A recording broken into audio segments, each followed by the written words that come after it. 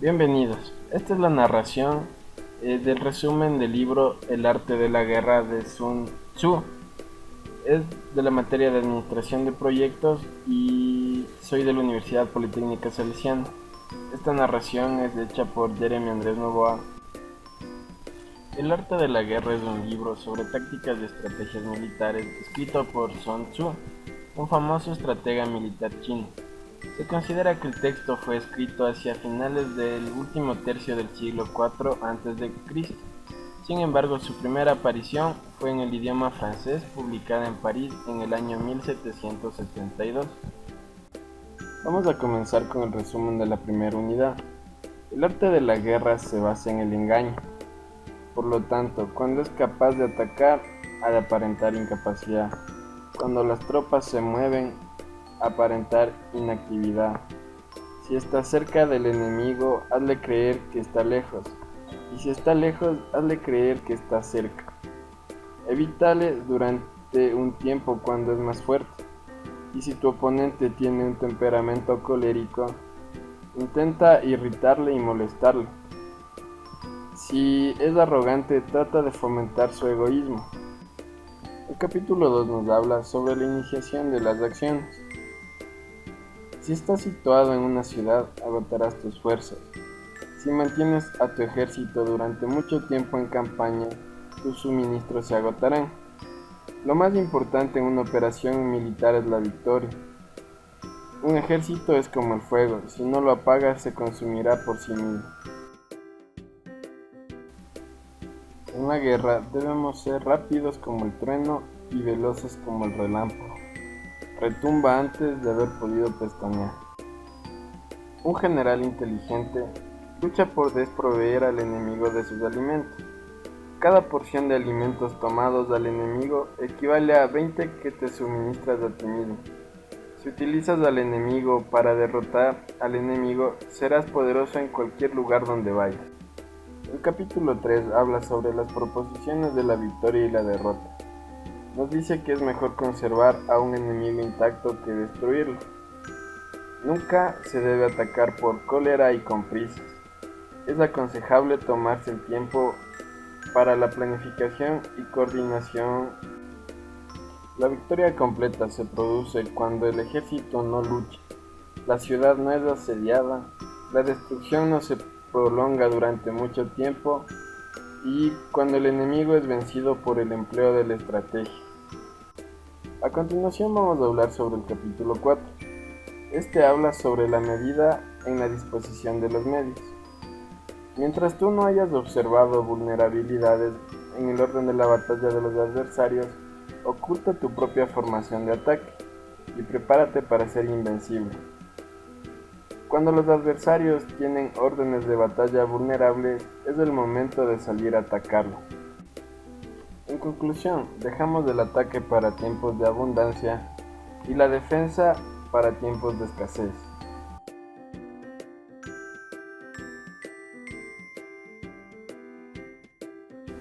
Un ejército victorioso gana primero y entabla la batalla después. Un ejército derrotado lucha primero e intenta obtener la victoria después.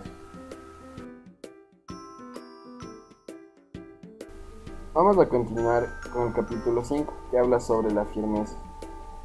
Los expertos son capaces de vencer al enemigo creando una percepción favorable en ellos, y así obtienen la victoria sin necesidad de ejercer la fuerza. Hacen moverse a los enemigos con la perspectiva del triunfo para que caigan en emboscada. Esto quiere decir que si quieres fingir debilidad para inducir la arrogancia de tus enemigos, primero debes ser extremadamente fuerte. Si quieres fingir cobardía para conocer la estrategia de tus adversarios, primero debes ser extremadamente valiente. Y si quieres fingir desorden para convencer a tus adversarios y distraerlos, primero tienes que organizar el orden. El capítulo 6 habla sobre lo lleno y lo vacío. Los buenos guerreros hacen que sus adversarios vengan a ellos. Si haces que tus adversarios vengan a ti para combatir, su fuerza estará siempre vacía. Si no sales a combatir, tu fuerza estará siempre llena. Este es el arte de vaciar a los demás y de llenarte a ti mismo. Aparece en lugares críticos y ataca donde menos se lo esperen, haciendo que tengan que acudir al rescate. Si haces que los adversarios no sepan el lugar y la fecha de la batalla, siempre puedes vencer.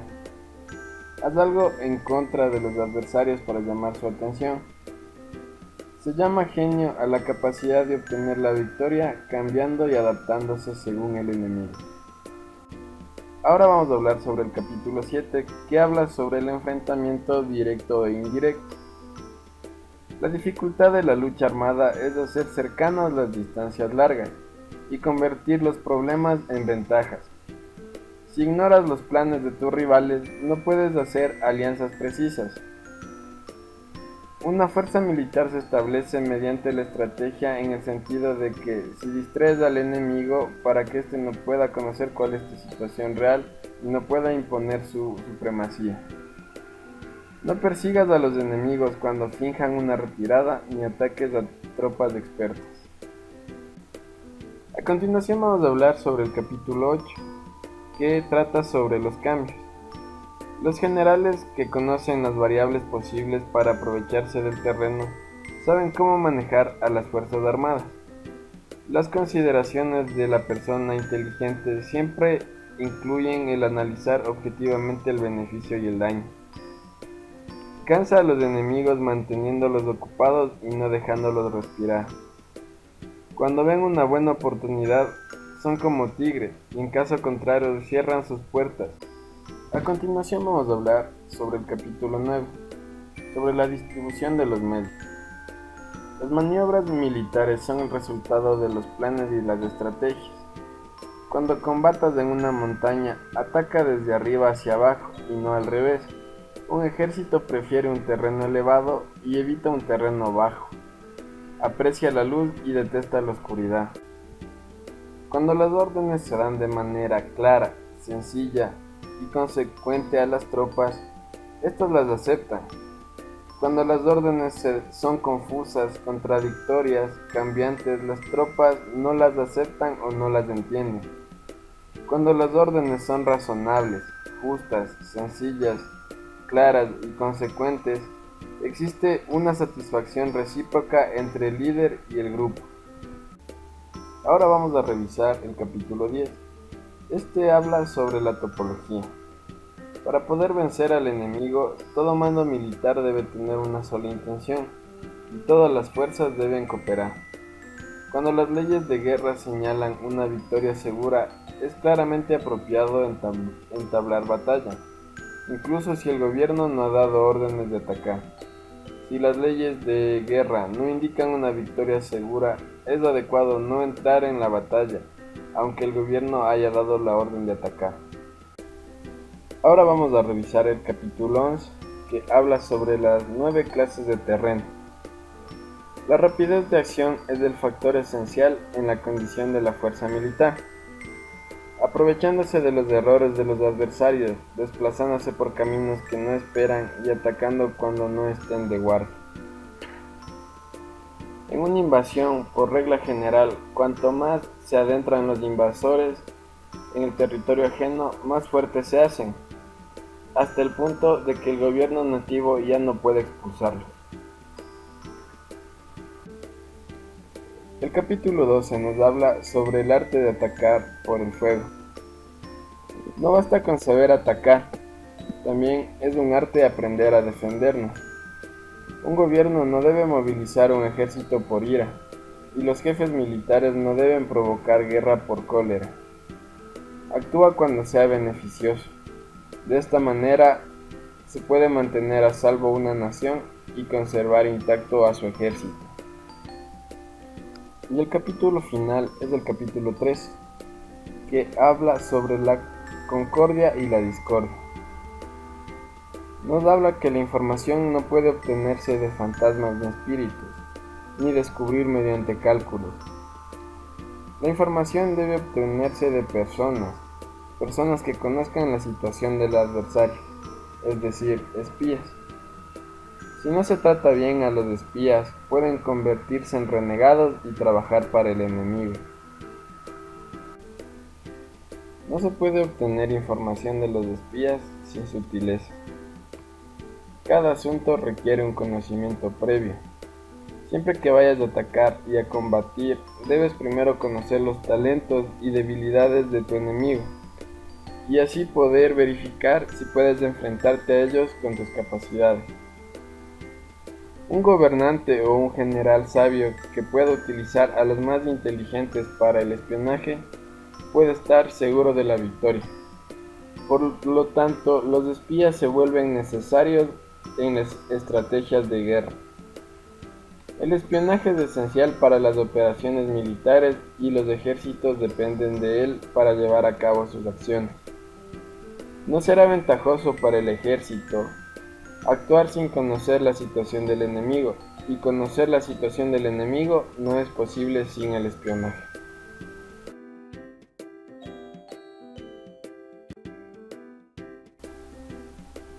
En resumen, me parece un libro muy interesante, muy recomendable para las personas que están en el ámbito de los negocios, en el ámbito de la dirección de proyectos, ya que a la larga los negocios son como una guerra, y en donde ganan el que mejor se prepare, sino también el que sepa dominar las técnicas. A continuación les voy a decir unas lecciones que me parecieron muy interesantes y son puntos claves que rescaté de todo el resumen. El primer punto a rescatar es: el ataque es el secreto de la defensa. La defensa es la planificación de un ataque. La mejor forma de defenderse es siempre estar alerta y atacando. Esto en el ámbito empresarial significa que siempre debemos estar mejorando e innovando nuestro negocio. En lugar de que nos aparezca competencia, mejor es tratar de innovar siempre. Otra frase que me pareció muy interesante es: la ira puede convertirse en alegría. El enojo puede ser contenido, pero un reino que ha sido destruido nunca puede volver a su existencia. No se puede traer a los muertos a la vida. En esta frase simplemente hay que recalcar que hay acciones y decisiones que tomamos en nuestra empresa que realmente pueden destruirlas. Muchas decisiones que se toman con la cabeza caliente, es mejor realizarlas en un lugar con la cabeza fría, pensando bien, ya que pueden llegar a ser drásticas. Otra frase que me pareció interesante es la siguiente: ganará el que sepa utilizar las fuerzas superiores e inferiores. Me parece esta frase muy interesante, ya que trata en un estricto sentido de liderazgo. Quiere decir que la persona que está a cargo de la empresa tiene la responsabilidad de todo su equipo en el hombro. Entonces, esta persona debe realizar una planificación, debe realizar un presupuesto y debe sacar adelante, ya que el fracaso de la empresa, el primer culpable va a ser por el fracaso de su líder. Y la última frase que me pareció interesante es la que dice: no te muevas a menos de que veas una ventaja. No uses tus tropas a menos de que haya algo que ganar. No luchar al menos de que la posición sea crítica. Y esta frase, a mi forma de ver, es la más significativa, ya que hay que aprender a detectar las oportunidades y aprovecharlas, a no dejarlas pasar, a tomarlas a medida de que lleguen.